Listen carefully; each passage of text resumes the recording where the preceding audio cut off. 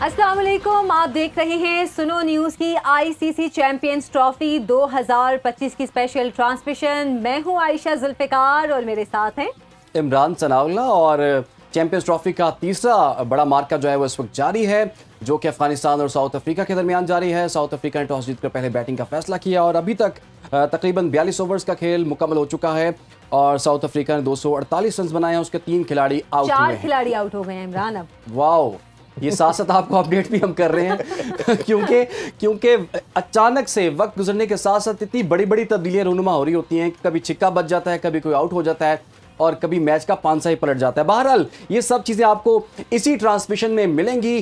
कल के मैच पे भी हम बात करेंगे, जैसा कि इंडिया ने बांग्लादेश को हरा दिया और इतनी आसानी से भी नहीं हराया, उस पर भी हम बात करेंगे। और साथ ही साथ इस पे भी हम बात करेंगे कि पाकिस्तानी टीम इस वक्त दुबई में मौजूद है। अगला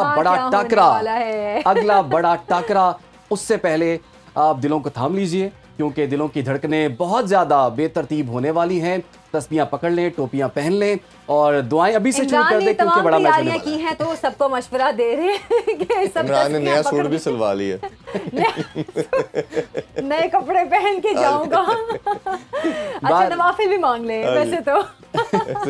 बहरहाल जी, इन्हीं तमाम मैचेस पे, इन्हीं बड़े मुकाबलों पे बात करेंगे। इस वक्त हमें स्टूडियोज़ में हमेशा की तरह ज्वाइन कर लिया है स्पोर्ट्स एनालिस्ट इरफान ज़हीर साहब ने। इरफान साहब, सबसे पहले तो आज के मैच पे हम थोड़ी सी बात करते हैं, उसके बाद जो ठीक ठाक बात है वो तो आपको ही पता है हमने किन मैचेस पे करनी, आने वाले बड़े टाकरे पे करनी है। ये जो अभी अफगानिस्तान और साउथ अफ्रीका का मैच चल रहा है, सबसे पहले तो ये बताइए कि दोनों टीमों का कंपैरेटिव एनालिसिस क्या है, कौन सी टीम आपके ख्याल में ज़्यादा स्ट्रांग है। दूसरा ये कि जो साउथ अफ्रीका ने टॉस जीत के पहले बैटिंग का फैसला किया और काफ़ी अच्छा भी साबित हो रहा है, 248 रन वो बना चुके हैं, 4 खिलाड़ी आउट हो चुके हैं आयशा की तस्हीह के बाद। तो ये बताइए मुझे कि ये फैसला कैसा है और ये मैच कैसा देख रहे हैं आप? देखिए, दोनों टीम का कंपैरिजन करें तो ओबियसली आप स्टैट्स देखेंगे और दोनों के प्लेइंग 11 देखेंगे तो काफ़ी डिफरेंस नज़र आता है। साउथ अफ्रीका एक बड़ी ऑर्गेनाइज्ड और बैलेंस साइड नज़र आती है। बट लास्ट 1.5 ईयर से जो परफॉर्मेंस खास तौर पे ओडीआई के वर्ल्ड कप के बाद अगर हम देखें तो बड़ी शानदार किस्म की परफॉर्मेंस देने शुरू की है अफगानिस्तान ने। उन्होंने हमें भी पहली दफ़ा हराया, हमने देखा कि एक दफ़ा T20 में ऑस्ट्रेलिया को भी हराया है। अभी सीरीज़ रिसेंटली उन्होंने हराई थी साउथ अफ्रीका को भी, जो दुबई में खेली गई, शारजा में खेली गई। तो ये उनकी परफॉर्मेंसेस बता रही हैं, आल्दो कि हम डिबेट ज़रूर कर सकते हैं कि उनकी फुल साइड नहीं थी साउथ अफ्रीका की उसमें, क्योंकि साउथ अफ्रीका या इंग्लैंड करता ऐसा है कि अपने रेगुलर प्लेयर्स के अलावा ऐसी सीरीज़ के अंदर अपने न्यू कमर्स को भी अपॉर्चुनिटी देते हैं, लेके चलते हैं। जैसे मैथ्यू की बात करें तो उन्होंने पहले डेब्यू मैच के अंदर जो ट्राई नेशन था 150 किया, तो पाकिस्तान के अगेंस्ट उन्होंने 80 ऑड किया और आज देख लें उनकी प्लेइंग 11 का वो पार्ट नहीं है। होता क्या है कि एक फॉर्मेशन, एक सिलसिलाकार लेके चलते हैं, वो टीम में बिल्ड करते हैं, फिर साथ ग्रेजुअली अपनी बेंच स्ट्रेंथ बनाते हैं। पाकिस्तान ने, जो हम बहुत बात करते हैं, अनफॉर्चुनेटली हमने अपनी बेंच स्ट्रेंथ बनाई नहीं। हमें यही समझ नहीं आती किसने खेलना है किसने नहीं खेलना, क्या प्लेइंग 11 होगी, तो ये सबसे बड़ा प्रॉब्लम आता है। बाकी दोनों टीमों का फर्दर कंपैरिजन करें तो बैटर उनके ज़्यादा स्ट्रॉन्ग हैं, बैटिंग को बहुत बड़ा एज हासिल है साउथ अफ्रीका की। जी, बॉलिंग की बात करें तो बॉलिंग भी उनकी बहुत सीजनड है। पेसर उनके रबाडा नगीडी की बात करें, इसी तरह जेंसन की बात करें तो बहुत डिफरेंस है। उनके पास एक ही फजल फरूकी है, अजमतुल्लाह उमर ज़ई जो है वो ऑलराउंडर है। अच्छा, इतनी अच्छी बॉलिंग के साथ भी 353 जो है वो चेज करवा लिया था। सारी टीम नहीं खेली थी, उनके जो प्लेयर थे उन्होंने सीनियर प्लेयर को रेस्ट दिया था, वो आज खेल रहे हैं। अब फुल स्ट्रेंथ पे खेल रहे हैं। जी, यही मैं बता रहा हूँ कि वो इस तरह की सीरीज में अपने न्यू कमर को चांस देते हैं, वो इतनी ज़्यादा इंपॉर्टेंस नहीं देते। ये ट्राई नेशन हो गया या बायलैटरल सीरीज को। इरफान, इसका मतलब ये हुआ कि अफगानिस्तान को उन्होंने एक टफ टीम समझा है, तभी अपनी फुल स्ट्रेंथ आज उन्होंने शो की है। आयशा, इसमें 8 टीमें हैं, हर टीम आपके लिए टफ है, आप जरा भी रिलैक्स नहीं कर सकते। जैसे पाकिस्तान पहला मैच आ रहा है, अब हम डू एंड डाई की सिचुएशन पे आके खड़े हो गए हैं। गॉड फॉरबिड हम अगर कोई भी एक और मैच आ रहे हैं, we are out of the event, ठीक है। तो अब कोई भी टीम एक मैच हारने की भी लिवरेज नहीं लेगी। वो भी कोई हो सकता है कि आपका ऐसा सिनेरियो बन जाए कि आपका वो पॉइंट्स टेबल के ऊपर आप एक नंबर पे हो और आपका स्ट्राइक रेट देख रहा हो कि किसका बेहतर है, एवरेज किसकी बेहतर है। तो ये जो डिफरेंस था दोनों टीम में वो स्पिन डिपार्टमेंट का था। तो जो अफगानिस्तान का स्पिन डिपार्टमेंट है वो दुनिया का सबसे बेस्ट स्पिन डिपार्टमेंट है। उसमें नूर भी है, राशिद खान दुनिया का बेस्ट बॉलर है, नबी, ठीक है, नबी है, आज उन्होंने 2 आउट भी किए। अब अच्छा, आज जिस तरह वो अच्छा खेल रहे हैं साउथ अफ्रीका वाले, स्पिन को बड़ा अच्छा मैनेज किया, उन्होंने सबको हिटिंग की। नबी ने आल्दो आउट किया बट राशिद को बहुत अच्छा उन्होंने खेला, नूर को बड़ा अच्छा खेला। एक तो ये कि अब सारी दुनिया में जाके ये लीग खेलते हैं प्लेयर, तो इनको एडवांटेज है। दूसरा, ये पहले ही हमने बात की थी कि आईसीसी के जो क्यूरेटर हैं वो स्पिन विकेट्स नहीं बनाएंगे। अगर आप दुबई की, शारजा की जो वैसे विकेट्स बनती हैं वो डिफरेंट है, इन्होंने ज्यादा बैटिंग विकेट्स बनानी है। कल इंडिया का भी आपने मैच देखा कि बहुत ज्यादा बॉल स्पिन नहीं हो रही थी, ठीक है, तो वो कंसिडरेशन में रखते हुए मुझे लगता है कि इनके बॉलर इतने डेंजरस नहीं होंगे जो हमें नॉर्मली नजर आता है कि इंडिया के अंदर वर्ल्ड कप में थे या वो शारजा के अंदर आपको बहुत डेंजरस नजर आए। अच्छा इरफान, जैसे पहला मैच भी कराची में ही हुआ और पाकिस्तान हालांकि बाद में खेला, और हम ये बात भी कर रहे थे कि जो बाद में खेलेगा उसको ज्यादा अच्छा मौका मिलेगा। अब आज के वेदर के हिसाब से, और जाहिर सी बात है सेम स्टेडियम है, सेम सिचुएशन है, आप किस तरह देख रहे हैं जो बाद में खेलने वाली अफगानिस्तान की टीम है, क्योंकि वो तगड़ी टीम है, उसको कहा जा सकता है तगड़ी टीम, वो कितना क्या जो टोटल बनेगा उसको चेस करने में आराम से चेस कर लेगी? देखिए उन्होंने जो टॉस, इमरान ने भी यही बात क्वेश्चन किया था कि उन्होंने क्यों बैटिंग का फैसला किया। एक, उन्होंने देखा कि पाकिस्तान का जो मैच न्यूजीलैंड के साथ खेला गया, ड्यू काफ़ी लेट आया, ऑलमोस्ट 30-35 ओवर के बाद हमने देखा कि ड्यू आया। जो ट्राई नेशन का मैच हुआ था हमारा साउथ अफ्रीका के साथ, उसमें जल्दी आया। तो ऑब्वियसली अब इनके पास अब साइंटिफिक सारा मामलात हो गए हैं, आपके पास डाटा भी होता है, आप उसमें फोरकास्ट भी देख लेते हैं कि ड्यू आनी है तो कितने बजे एक्सपेक्टेड है, ये सारी चीज़ों को कंसिडरेशन में देखते हुए किया होगा। दूसरा ये कि डे में वैसे बैटिंग थोड़ी कन्वीनियंट होती है, ठीक है, आप पहले जब टोटल बोर्ड पे लगाया होता है तो प्रेशर आता है, तो मेरा ख्याल है कि देवर कंसिडरिंग दिस कि अगर ड्यू आएगा तो वो लेट 30s में आएगा और इतने 30-35 हो चुके होंगे, तब तक हम अपना काम कर चुके होंगे। अगर देखें ना, जिस तरह पाकिस्तान के 5 आउट हो चुके थे जब ड्यू फैक्टर आया, तो पाकिस्तान ऑलमोस्ट 80% मैच हार चुका था, ठीक है, तो इनके माइंड में भी यही होगा कि हम बड़ा टोटल लगाते हैं, और अगर ड्यू आ भी जाती है तो हम अफगानिस्तान के पहले मेन 5-6 प्लेयर आउट करके हम उसे भेज चुके होंगे, और अगर टेल खेल भी रही होगी तो इतना बड़ा टोटल होगा कि वो उनके लिए करना पॉसिबल नहीं होगा, और यही माइंडसेट लग रहा है मुझे, किसी वजह से इन्होंने पहले बैटिंग का फैसला किया। अच्छा, अगर कल के मैच की बात करें तो हमें तो लग रहा था कि जैसे कि बहुत सिंगल हैंडेडली इंडिया जो है वो मैच ले जाएगा, लेकिन आपके ख्याल में 47 ओवर्स तक ये मैच जाना बनता था 228 के टोटल? इमरान, शायद इससे भी टफ हो सकता था अगर वो 2 रन आउट कर लिए जाते, या वो जो कैच बड़ा जेकर ने मिस किया केएल राहुल का, उस टाइम देवर इन स्टटरिंग पोजीशन के वो बैट पे बॉल नहीं आ रहा था, अल्दो के बड़ी ज़बरदस्त सेंचुरी की शुभमन गिल ने, नॉर्मली वो इस तरह नहीं खेलते। फिर हमने कोहली का आउट देखा, एक मतलब एक टोटल कंट्रोल में किया हुआ था मैच, समहाउ रन फ्लोइंग नहीं थे। जो दुबई की विकेट है वो भी हमने देखा डबल पेस वाली है, बॉल जो है वो ज़रा रुक के आ रही थी, जिसे कहते हैं आम क्रिकेटिंग टर्मिनोलॉजी में फंस के आ रही थी। कभी आपका बॉल तेज़ जाता था, थोड़ा रुकता था, स्पिनर की बॉल भी कभी ग्रिप ज़्यादा हो रही थी, कभी नॉर्मल स्पिन हो रही थी। तो जब ऐसी विकेट होती है तो बैट्समैन को एडवांटेज नहीं मिलता, वो रुकता है शॉट्स लगाने के लिहाज से, और हमने देखा कि कई दफ़ा शॉट्स जो थी वो बाउंड्री से पहले रुकी, जो नॉर्मली आम ग्राउंड्स के अंदर जहाँ आप भी देख रहे हैं बैट पे जो बॉल आती है वो छक्के की तरफ जाती है, तो ये उस लिहाज से मुश्किल है। और हम एक और चीज़ भी थी कि ड्यू फैक्टर भी दुबई में नहीं आ रहा, अभी नहीं, हमने देखा कि बिल्कुल नहीं आ रहा, वो थोड़ा सा मेरा ख्याल है मार्च में जाके मैंने कुछ लोगों से बात की है कि कब तक एक्सपेक्टेड है, वो मार्च का बताते हैं कि मार्च में ड्यू फैक्टर उधर आता है। तो ये सारी चीज़ों को देखते हुए मेरा ख्याल है कि बड़ा ऑब्वियस होगा, टीम ज़्यादा यही प्रेफरेंस करेंगे, खासतौर पे दुबई में। इधर तो चलें फिर आप चेस को प्रेफरेंस देते हैं, वो उसकी कोशिश करेंगे पहले बैटिंग करें। वो तो बांग्लादेश का भी डिसीजन ठीक था पहले बैटिंग करने का, तो आपके ख्याल में पाकिस्तान को भी ही डिसीजन करना चाहिए अगर टॉस जीतते हैं तो? हाँ जी, उस पर भी हम डिस्कशन करते हैं। ये अब जो मैच बांग्लादेश हारा वो पहले ही 10 ओवर में हार चुका था, जब उनके 35 पे 5 आउट हो चुके थे, तो वो उस पर कमबैक तो किया उन्होंने, फाइट बहुत ज़बरदस्त की, जाकिर अली के 68, फिर इसी तरह उनके हरीडोए की बात करें उन्होंने सेंचुरी स्कोर की, but they were quite late. और ऑल्दो हम जानते हैं कि इंडिया का बड़ी लंबी बैटिंग स्ट्रेंथ है, अभी पांड्या जडेजा भी उनके डगआउट में बैठे थे, तो शायद अगर वो कैचेस होते शायद इंडिया फिर भी कर जाता, लेकिन एक और टाइट मैच बन सकता था। बट ये अच्छी फाइटिंग स्पिरिट दिखाई बांग्लादेश ने, बड़ा क्लोज लेके गए मैच।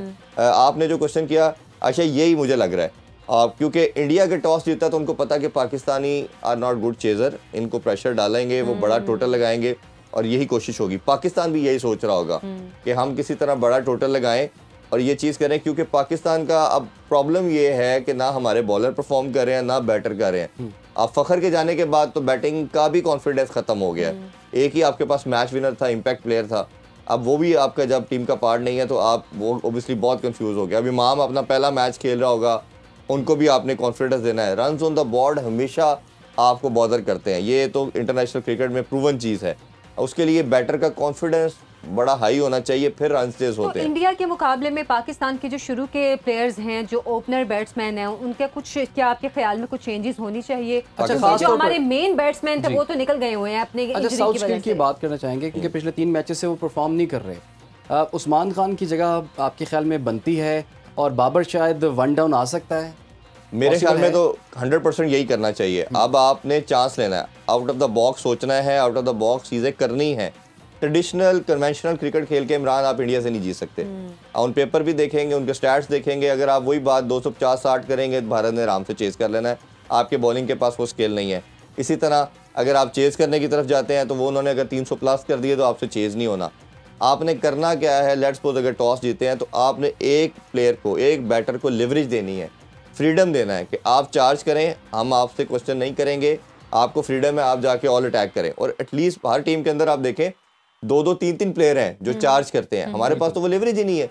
लेकिन आपने अब क्योंकि फ़खर आउट हो गया है, अब टीम का पार्ट नहीं है, तो उस्मान खान को ऐड करें, उसे ओपन कराएं, क्योंकि इमाम को रोल डिफाइन करना पड़ेगा। इमाम का स्टाइल खैर ये है, वो कन्वेंशनल क्रिकेट खेलता है, बॉल को उसके मेरिट पे खेलता है। उसे कहे जी आप क्रीज ऑक्यूपाई करें, क्योंकि बाबर भी उस रोल में नहीं आ रहा, बाबर भी विकेट पे स्टे नहीं कर रहा।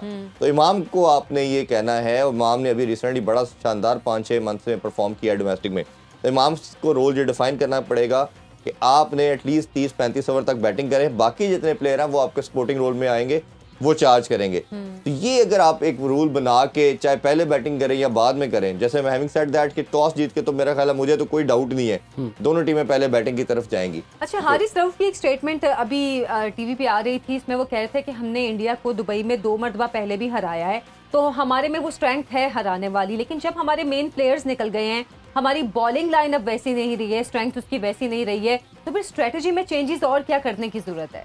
देखिए, सबसे पहले तो इनको मेंटली टफ होना पड़ेगा। ये मेंटली बहुत वीक है, ये चीज हमें सबसे ज्यादा नजर आती है। ये हारिस रऊफ को ये भी याद रखना पड़ेगा कि 2 मैचेस जीते हुए पाकिस्तान हारा T20 वर्ल्ड कप के, 2021 में भी और जो भी लास्ट वर्ल्ड कप में हुआ 22 में भी और 2024 के अंदर भी इस पोजीशन में था कि प्रेडिक्शन रेशियो भी बता रहा था 90% पाकिस्तान का, उनका 10%। लास्ट मैच में तो मैं यूएसए मौजूद था, न्यूयॉर्क जो खेला गया था नासा स्टेडियम में, कि लोग चले गए थे, इंडियन फैन जा चुके थे कि पाकिस्तान मैच जीत चुका है। आप 40 बॉलों पे 40 नहीं कर पाए, आपकी 8 विकेटें रहती थी।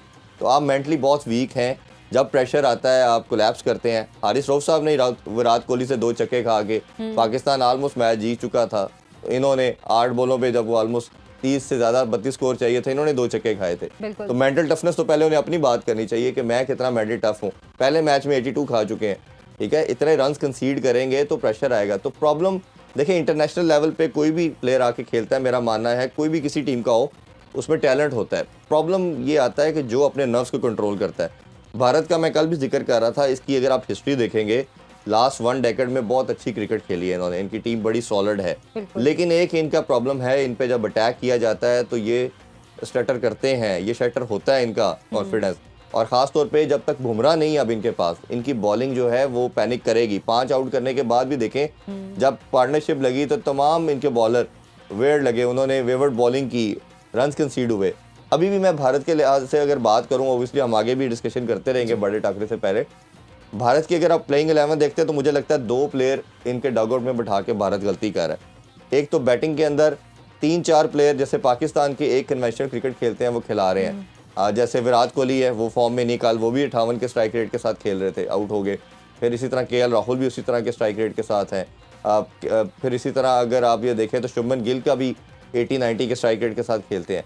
तो ऋषभ पंत एक ऐसा प्लेयर था, वो मेरा ख्याल है कि गेम चेंजर किस्म का प्लेयर है। वो अगर 10 से 12 ओवर भी खड़ा होता है तो वो फ़खर की तरह सिंगल हैंडली गेम को अवे ले जाता है। तो भारत ऐसे प्लेयर को डगआउट में बैठाया हुआ है जो गेम चेंजर है।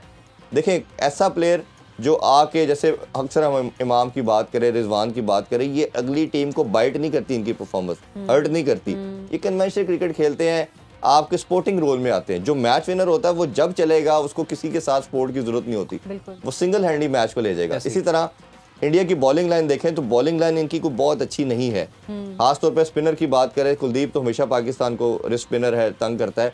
जो अख्तर पटेल है वो 2 साल से बड़ा अच्छा कंसिस्टेंट परफॉर्म कर रहा है। जडेजा की बात करें तो वो रिसेंट उसकी कोई परफॉर्मेंस नहीं है। आप ये देखें तो वो टेस्ट और ODI T20 से रिटायरमेंट ले लिया। अगर क्विकली आपसे पूछ पाऊं, ये 3 अगर इंडिया स्पिनर्स के साथ आता है 23 तारीख को, तो पाकिस्तान के पास तो सिर्फ एक रेगुलर स्पिनर है। बिल्कुल बताता हूं, मैं सिर्फ ये बताना चाह रहा था कि वरुण चक्रवर्ती जो है वो इतना जबरदस्त परफॉर्म करके आया और वो डगआउट में बैठा है, उससे इनके पास ऑफ स्पिनर की ऑप्शन भी क्रिएट होगी। पाकिस्तान के पास लेफ्टी भी हैं और वो जिस तरह का फिंगर स्पिनर है और जिस तरह की मिस्ट्री स्पिनर है, भारत वो ट्रिक मिस कर रहा है। और पाकिस्तान के ऊपर आए तो ऑब्वियसली आप ठीक कह रहे हैं, और ये मेरे सोर्सेज के मुताबिक अभी तक ये डिबेट हुई है। जब फ़खर भी इंजर्ड हुआ है, उन्होंने कहा जी यही बैटिंग तो है, एक स्पिनर मिसिंग है, स्पिनर ले लें उसकी जगह पे।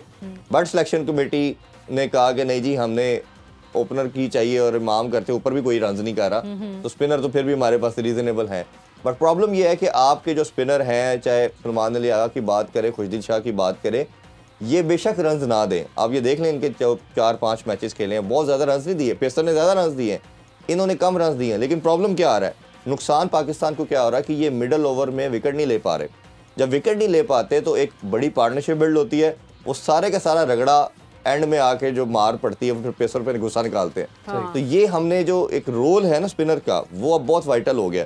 वही टीम इवेंट जीतती हैं जिनके पास तगड़े स्पिनर हैं, जो दरमियान में और ये विकेट बिल्कुल आपकी लेते हैं। बात ठीक है। कल भी हमने मैच में देखा कि इंडिया जो है वो स्पिनर्स को इतना अच्छा नहीं खेल पाया और काफ़ी उसको टफ टाइम भी मिला। बहरहाल अभी और भी हम बात करेंगे, पाक बाहर टाकरे पे मजीद भी बात होगी। और एक और स्टेटमेंट जो कि आजकल बड़ी चल रही है सोशल मीडिया पर, किसने ये कहा है कि जो राशिद खान है वो वसीम अकरम से बड़े प्लेयर हैं?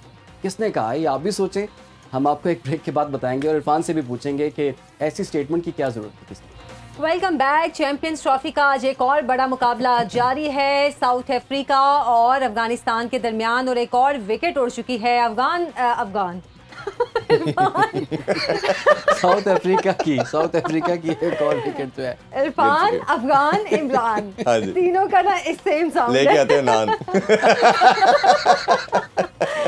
तो बताएं फिर कैसा मैच देख रहे हैं? वैसे 300 और सुनाए आयशा, क्या हाल है आपका? ठीक है आप?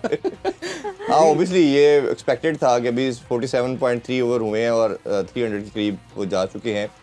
350 वो पहले आए कह रहे थे कि 350 से प्लस रन हमने करना, और ऑब्वियसली ये आसान नहीं होगा। एक्सपेक्टेड था, जिस तरह उन्होंने फाउंडेशन सेट की थी और प्लेटफॉर्म बनाया था टॉप बैटर ने, वो उसी तरह चाह रहे थे कि 350-350 के दरमियान करें। बट मेरा ख्याल है बहुत अच्छा टोटल होगा 350 से प्लस। और अगर आप अफगानिस्तान की बैटिंग को भी देखते हैं तो गुरबाज एक ऐसा प्लेयर है, अगर वो टॉप ऑर्डर पे चलता है तो इनकी नीचे मिडिल ऑर्डर में थोड़ा सा प्रेशर कम होगा। गुरबाज अगर आउट हो जाता है तो फिर इतने मिडिल ऑर्डर में इतनी स्ट्रेंथ नहीं है कि इस तरह की फाउंडेशन ले सके, क्योंकि फिर अजमतुल्लाह उमर ज़ई हैं जिन्होंने अभी recently player of the ODI का टाइटल अपने नाम किया। पहला अफगानिस्तानी है अभी रिसेंटली जिसने ये टाइटल अपने नाम किया। बड़ा शानदार किस्म का ऑलराउंडर है। फिर हशमतुल्लाह की बात कर सकते हैं, नबी वगैरह, ये स्पोर्टिंग रोल में आते हैं। बट जिस तरह मैंने हैविंग सेड दैट कि जब तक आपका ये गुरबाज ऊपर से रन नहीं करेगा, ये टोटल चेज होना या इसके करीब जाना भी इनके लिए मुश्किल होगा।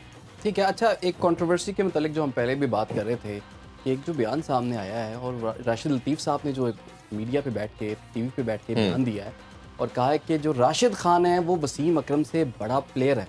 तो ये कंट्रोवर्सी है क्या? इस बयान की ज़रूरत क्या थी और आपके ख्याल में कितनी हकीकत है इसमें? देखिए, उनकी आधी स्टेटमेंट से तो मैं एग्री करूंगा, आधी स्टेटमेंट वो शायद उसकी रीज़न कुछ और है। इसमें आधा क्या है? आधी स्टेटमेंट ये है कि राशिद खान जब थे तो उनके कंट्री में कोई सुपरस्टार इस तरह का नहीं था, और उस कंट्री से जहाँ पे क्रिकेट इस तरह खेली नहीं जाती थी, वो अपने आने वाले और जो विद इन द टीम एक रोल मॉडल के तौर पे सामने आए, और उसने दुनिया में अपनी पहचान भी कराई, अपनी टीम की पहचान भी करवाई कि राशिद खान से जी अफगानिस्तान है, दुनिया की हर लीग में वो गया, सबसे एक्सपेंसिव प्लेयर पिक होता है और हर लीग में पहली चॉइस के तौर पे उसको लिया जाता है। और जिस तरह अभी भी जो 2 साल से विक्ट्रीज, पहले 1 ऑफ विक्ट्रीज आती थी, अब रेगुलर विक्ट्रीज आना शुरू हो चुकी हैं, तो उसमें हमेशा उसका बड़ा वाइटल रोल होता है, और T20 में उनकी कप्तानी भी कर रहे हैं। तो राशिद खान का ये स्टेटमेंट तो उनकी ठीक है कि उसने देखे किस टीम से आया उठ के, ये तो बहुत ज़बरदस्त है। दूसरी जो उन्होंने बात की है, ये वसीम अकरम से बड़ा है, इसकी रीज़न कुछ और है।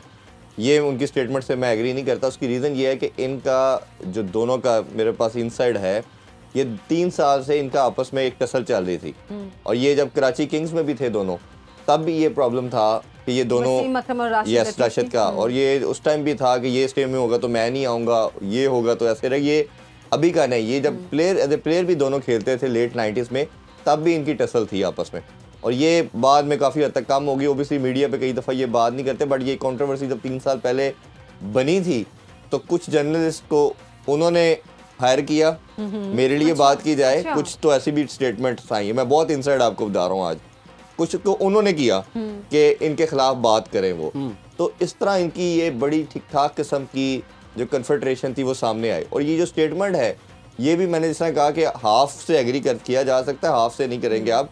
वसीम अकरम एज ए रोल मॉडल देखें ना, उन्होंने क्या क्या पाकिस्तान को अचीव नहीं करवाया। विक्ट्रीज की बात करें तो इतनी लंबी लिस्ट है और जिसके आप देख नहीं सकते। हाईएस्ट उन्होंने सबसे पहले 400 विकेट ली, 500 प्लस विकेट ली ओडीआई में, फिर इसी तरह टेस्ट के अंदर वो 414 उनकी विकेटें, फिर इसी तरह पाकिस्तान को वर्ल्ड कप जिताया। राशिद खान के अगर आप देखेंगे क्रेडिट पे तो अभी परफॉर्मेंसेस तो हैं, इसे कोई डिनाई नहीं करता, बट कोई इवेंट या कोई इस तरह की टाइटल उनके पास नहीं है कि उन्होंने जो अपनी टीम के लिए करके दिया हो। तो फिर अगेन वही चीज़ है कि इंडिविजुअल परफॉर्मेंस और कई दफ़ा टीम के अंदर ऐसा रोल मॉडल बनना वो है। और मेरा ख्याल है जवाब आपको मिल गया होगा कि रीजन क्या है। बयान टीवी पर देना और ऐसे प्लेटफॉर्म पर देना जहाँ पे पूरी दुनिया आपको देख रही है, आप अपने ही लोगों को, अपने ही बड़े प्लेयर्स को अंडर एस्टिमेट कर रहे हैं, ये अनफॉर्चुनेट है, ये हमारा काफ़ी अनफॉर्चुनेट है। और कई दफ़ा आप मीडिया के ऊपर हाईलाइट लेने के लिए, जैसे अभी रिसेंटली एक स्टेटमेंट आपने देखी होगी बाबर आजम के लिहाज से भी, बासित अली साहब की भी देखी होगी, वो भी उन्होंने कुछ ज़्यादा एक्स्ट्रा अग्रेसिव हो गए बाबर को लेके और उस पर भी वो वायरल होगी। आजकल वो ट्रेंड ये है कि ऐसी कोई बात करें, किसी बारे में कुछ बोलें। कई दफ़ा जो एंकर्स भी हैं या मीडिया हाउसेस भी हैं वो चाहते हैं किसी बड़े नाम के ऊपर ऐसी कोई बात कर दी जाए जो वायरल हो जाए। तो शायद कई दफ़ा चीज़ें प्लान्ड भी होती हैं और कई दफ़ा आप एक स्टेप आगे चले जाते हैं। वो शायद कहीं कोई लाइन होनी चाहिए, वो लाइन भी हम क्रॉस कर जाते हैं। बिल्कुल। तो बाबर की भी अगर जिस तरह अगर बात करें तो बाबर पे हमने, मेरा ख्याल है सबसे ज़्यादा मैंने क्रिटिसाइज़ किया है कि बाबर को मैच विनिंग इनिंग्स खेलनी चाहिए, बाबर को अपने रोल को चेंज करना चाहिए, टाइटल जिताना चाहिए। बट ये कह देना कि जी वो उसकी नीयत ही नहीं है, वो करता ही नहीं है, वो मेरा ख्याल है इट्स बिट हार्श। तो ये मेरा ख्याल है हम सबको सोच के जरा देखना चाहिए कि अपने। इरफान, दोबारा से अगर हम बात करें अफगानिस्तान की टीम की, तो हमें पता है कि कुछ सालों के अंदर हमने देख लिया है कि अफगानिस्तान की टीम ने बहुत ज़्यादा इंप्रूव किया है। T20 वर्ल्ड कप के सेमीफाइनल में भी ये पहुंचे थे। तो इस बड़े इवेंट में ICC चैंपियंस ट्रॉफी 2025 में कितना बड़ा खतरा है अफगानिस्तान की टीम बाकी टीमों के लिए?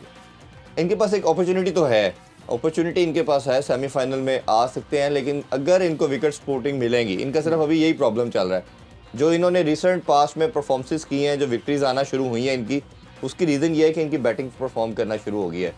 गुरबाज ने ऊपर से रन करने शुरू किए हैं, जदरान ने रन करने शुरू किए हैं और ये अजमतुल्लाह उमर ज़ई ने रन करने शुरू किए हैं। ये 3 प्लेयर ऐसे आए हैं इनकी टीम में, ना सिर्फ ये रन करते हैं, तेज़ रन करते हैं, उससे इनकी बैटिंग का जो कम्बिनेशन था वो ज़रा बैलेंस हुआ और इनको विकेट्स मिलना शुरू हुई।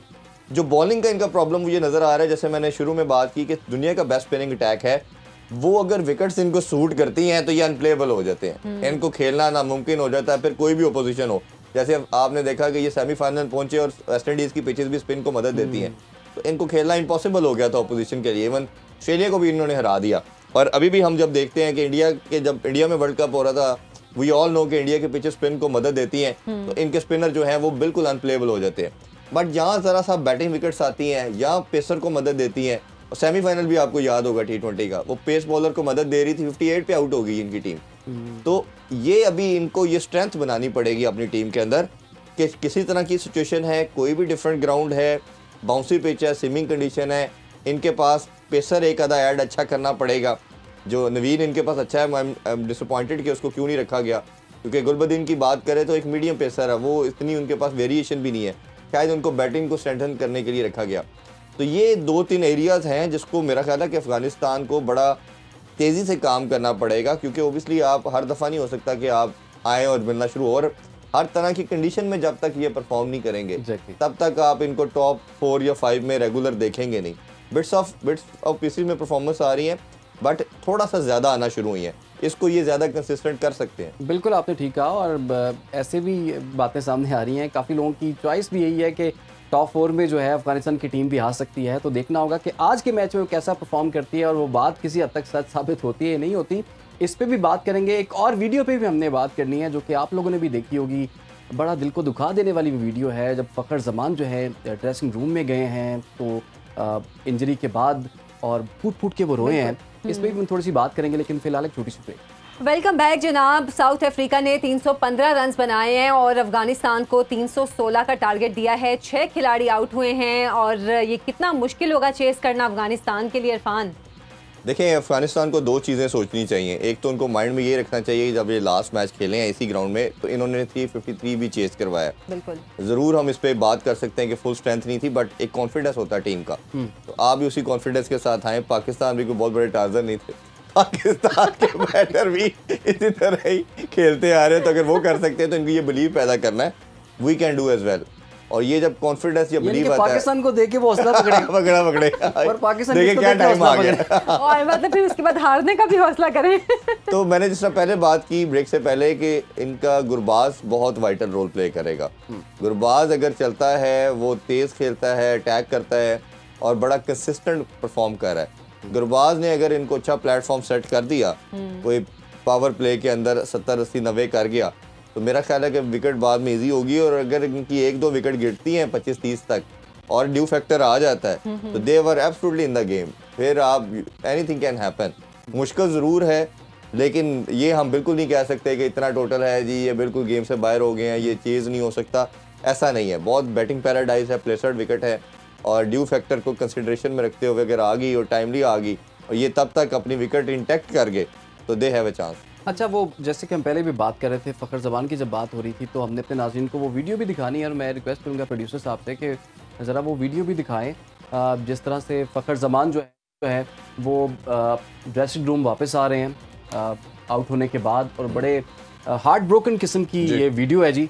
और उसके बाद जब अंदर गए हैं तो उस वक्त और भी ज़्यादा दिल दुखा देने वाली सूरत हाल थी, जब वो फूट फूट के रोए भी हैं। तो एक पाकिस्तान को रिप्रेजेंट करना, पाकिस्तान की नुमाइंदगी करना एक बड़े इवेंट में बहुत बड़ा एजाज है। बड़े अरसे बाद टीमें वापस आई। उन्होंने एक्स पे ये लिखा भी है, उन्होंने ये स्टेटमेंट भी दी है कि इट्स रियली ऑनर कि मैं पाकिस्तान को प्राउड मेरे फील करता हूँ कि पाकिस्तान को आई हैव सर्व्ड। बट ये जाना इवेंट से बाहर होना, बट ओबियसली कोई भी प्लेयर नहीं चाहता और ये हर प्लेयर का ड्रीम होता है कि आईसीसी के इवेंट में खास तौर पे वैसे ही सर्व करना बहुत बड़ा ड्रीम होता है। मैं तो हमेशा कहता हूँ कि these people are chosen by God, ये अल्लाह ताला के ब्लेस्ड लोग हैं। बिल्कुल। आप ये देखें ना कि एक वन स्पोर्ट नेशन, इनसे वो प्यार जो शायद पूरे पाकिस्तान में किसी और किसी भी आप हल्के में देख लें इतना नहीं आप इनको पसंद करते। इनका स्टारडम, इनका स्टार होना, इनका सुपर हीरो बनना, सिर्फ आइकॉनिक के तौर पे इनको ही फॉलो किया जाता है। और फिर जब इस तरह का प्लेयर जिनको दुनिया ज़्यादा पसंद करती है, और ये इन्होंने अभी रिसेंट पास्ट में देखा, जब इन्होंने बाबर के हक में ट्वीट की तो सोशल मीडिया पे हम समझते सिर्फ बाबर को लोग पसंद करते, इनको बाबर से ज़्यादा लोगों ने पसंद किया और इनको बैक किया, सपोर्ट किया। मैं जितना भी प्लेयर्स को जानता हूँ और ओबियसली हमारी मुलाकात होती है और आपको इंसाइड भी पता होती है, मेरी नज़र में अगर आप 2-3 प्लेयर की बात करेंगे ना जो बहुत पेट्रियोटिक हैं, जो पैशनेट है पाकिस्तान के लिए, क्रेजी हैं, ऑनेस्ट हैं, उनमें से एक फ़खर ज़मान है। ये तो आप जो मैं बड़ी आपको ऑथेंटिक बात बता रहा हूँ। हम ज़रूर ये बात डिबेट करते हैं कि ग्रुपिंग हो जाती है, सीरियस नहीं लिया जाता, ग्रांटेड चीज़ों को लिया जाता, बट ये एक बंदा है जो अपनी हमेशा 100% कमिटमेंट देता है। इरफान, जो जिस इंजरी का शिकार हुए हैं फ़खर ज़मान और उसकी वजह से अब वो इवेंट से ही आउट हो गए हैं, क्या उसका ट्रीटमेंट साथ नहीं चल सकता था? कि अगर साथ साथ ट्रीटमेंट चलता अगले मैच तक के क्या फिट नहीं हो सकते थे? नहीं, उसमें यह है कि जब आपका इस तरह का स्पैज़म होता है कुछ, तो वो कई दफ़ा 3 से 4 वीक का टाइम लेता है। तो वो तो इवेंट ही अब आपके पास एक ऑल इम्पोर्टेंट मैच संडे को है और फिर आपका 28 को वो है, तो वो पॉसिबिलिटी नहीं है। फिर इसकी रिप्लेसमेंट पे बात होती रही कि किसको रखा जाए। जैसा मैंने पहले बात की कि ये बात हो रही है कि स्पिनर ले लें, हम स्ट्रगल कर रहे हैं, पूरी दुनिया कह रही है। फिर उन्होंने कहा जी स्पिनर वाला तो फिर ऑप्शन है, ओपनर तो एक भी नहीं है। इसमें मैं अगर ऐड करता जाऊँ, हमने देखें अभी मैंने साउथ अफ्रीका की एग्जांपल दे रहा था, नया लड़का आया, उसने एक मैच में 150 किया, एक में 80 किया। जब मेन इवेंट आया, मेन प्लेयर आए, उन्होंने ये नहीं कहा कि हमें सुपरस्टार मिल गया तो वो टीम में खेलेगा। उन्होंने जो आपकी एक सीक्वेंस या प्रोसीजर का पार्ट थे, जो प्रोसेस का पार्ट थे, उस लड़के को खिलाया। हम क्या गलती करते हैं, मैं इधर बैक करना चाहूँगा अब्दुल्ला शफीक को। देखें, उस लड़के ने आपके 3 साल से आपका रेगुलर ओपनर था, कंसिस्टेंट परफॉर्म कर रहा था, टेस्ट में भी और ओडीआई में भी बेतहाशा विक्ट्री दिलवाई। उसकी एक सीरीज बुरी गई साउथ अफ्रीका वाली, जिसमें 3 डक उसने कंसेक्टिव ली। सूर्या कुमार यादव ने भी ऑस्ट्रेलिया के खिलाफ डक ली। वो उसके बाद थोड़े अरसे के बाद उनकी T20 का कप्तान भी बन चुका। आप एक आधी सीरीज की वजह से आप नहीं कर सकते, और वो कंडीशन डिफरेंट थी। ये पाकिस्तान की एशिया की कंडीशन थी, उसको एटलीस्ट टेस्ट में भी रखना चाहिए था। आप टेस्ट में ट्राई करते, वेस्ट इंडीज़ के अगेंस्ट उसका कॉन्फिडेंस देखते, उसकी फॉर्म देखते और फिर आगे डिसीजन लेते। आपके पास टाइम था, ट्राई नेशन में यू कैन ट्राई इट, आप उसको देख सकते थे। बट ये तो मैं ऐसे तो कहता हूँ कि इतनी मज़े का केस है, रिडिकुलस चीज़ है कि आपने दोनों ओपनर चेंज कर दिए। साइम अल्लाह की तरफ से हो गया इंजर्ड और आपने पकड़ के उसको भी हटा दिया। अगर अब्दुल्ला शफीक और फ़खर ज़मान के कोर के साथ आप एक पेयर के साथ आते तो आपका सिनेरियो डिफरेंट होता, फिर आपके नीचे आपको किसी को डिस्टर्ब करने की जरूरत नहीं थी। होता भी ऐसा ही है। एक और चीज़ ये है कि हमने जितने भी अभी मैचेस देखे रिसेंट, ये आज तीसरा मैच है चैंपियंस ट्रॉफी का, तो इसमें जो भी मैच हुआ है हर टीम के किसी न किसी एक खिलाड़ी ने सेंचुरी जरूर की है, सिवाय पाकिस्तान के। हाँ जी, सानू मसला है ना। सिर्फ पाकिस्तान के कोई खिलाड़ी ऐसा नहीं जिसने सेंचुरी स्कोर की हो, तो इसकी क्या वजह आपको नजर आती है? चले ठीक है, एक नहीं चला, दूसरे पे बारी आती है, दूसरा नहीं चला, तीसरे को मौका मिलता है, तो कोई भी इस काबिल नहीं है कि सेंचुरी कोई बड़ी नहीं खेल सके। इमरान, बड़ी इंपॉर्टेंट बात है ये, जब इंटरनेशनल लेवल के ऊपर आप टेस्ट या ओडीआई की बात करते हैं, खास तौर पे पर्टिकुलरली आपका जो भी बैटर सेट होता है वो रिस्पॉन्सिबिलिटी लेता है। फिर वो ऐसे नहीं करता कि विकेट थ्रो कर देता है। जैसे हमने न्यूजीलैंड के प्लेयर का देखा, कल शुभमन गिल का देखा, आज हमने रिकल्टन का देखा। उनको पता है कि नया बैटर जितना मर्जी होगा उसको आगे थोड़ा सेट होने में टाइम लगता है, और मैं अगर एक एंड संभाल के रखूंगा, विकेट्स इंटैक्ट होंगी, इन हैंड होंगी, चार्ज करना आसान होगा। अगर दोनों एंड से विकेट्स गिरती जाएंगी, दोनों चार्ज करेंगे, तो एकदम आप जितने मर्जी आपका पीछे टोटल होके आया हो, आप एकदम कोलैप्स होने का चांस होता है। तो होता ये है कि जब एक एंड आपका सिक्योर होता है, दूसरे एंड से हिटिंग की जाती है, तो आपको एक फाउंडेशन मिली होती है, आप उसी मोमेंटम को कैरी करते हो। बट ये इतना एक्सपीरियंस, इतना सब कुछ होने के बाद मुझे नहीं समझ आती ये कोचेस का रोल क्या है, ये मेंटली किधर खड़े हैं हमारे शायद लड़के। ये भी इसकी वजह है, जो आप अक्सर भी प्रोग्राम्स पे बात करते हैं कि इनकी जो आपस की लड़ाइयां हैं वो इनको एक साथ चलने ही नहीं देती हैं, और फिर जब हर प्लेयर जो है वो सिर्फ अपने लिए खेलेगा बजाय इसके अपने मुल्क के लिए खेले, तो इस तरह की फिर परफॉर्मेंस आती है। बैटिंग का जो मसला है ना पाकिस्तान का, ये तो लास्ट 3-4 डेकेड से हम देख रहे हैं। बैटिंग तो हमारी हमेशा से वीक रही है, वल्नरेबल रही है, हम हमेशा चेजर बुरे रहे हैं। रिसेंट पास में हमने थोड़ा सा अच्छा चेज करने शुरू किए थे, 2017-18 से लेके 21-22 तक हमने काफ़ी अच्छे चेज भी किए हैं। बट पॉइंट ये है, ये लड़के किसी हद तक पहले यूनाइटेड भी थे। देखिए इधर रोल आता है बोर्ड का, पीसीबी का, अथॉरिटी का आता है कि वो ऐसा हार्ड कोर डिसीजन ले, अगर कोई ऐसी हरकत करता है, गिल्टी पाया जाता है, जैसे फिर हम बात करेंगे, चेयरमैन साहब ने जिक्र किया था कि मैं सर्जरी करूंगा, वो आप कर देते एक दफ़ा, एक दफ़ा वंस फॉर ऑल। जो गिल्टी 1-2 लड़के थे, देखें होता क्या है कि होते 1-2 हैं, बाकी सपोर्टिंग रोल में आ जाते हैं। आप एक बंदे को अगर जो कल्प्रिट ठहरा है उसको पनिशमेंट देते, उसको बाहर करते। पास में बहुत आपके पास एग्जाम्पल है, पीटरसन था इंग्लैंड का, दुनिया का बेस्ट प्लेयर था, उसका ड्रेसिंग रूम की बातें और इस तरह के आती थी सामने कि वो प्रॉब्लमेटिक है, प्लेयर को डिस्टर्ब करता है, बोर्ड की बात नहीं मानता, उन्होंने टीम से बाहर कर दिया। क्या इंग्लैंड उसके बाद जीता नहीं? इंग्लैंड T20 वर्ल्ड कप जीता, ओडीआई जीता। बेन स्टोक दुनिया का बेस्ट प्लेयर बना, इंग्लैंड को 2 वर्ल्ड कप जिताए। वो प्रॉब्लमेटिक पार्ट था पहले, वो उसके बड़ी इससे किस्से सुनते थे जी, वो ड्रेसिंग रूम में ये कर दिया, प्लेयर से उलझ गया, आउटसाइड फैन से लड़ पड़ा। उसने अपने आप को ट्रांसफॉर्म किया और वो फिर दुनिया का एक एम्बेसडर के तौर पे सामने आया।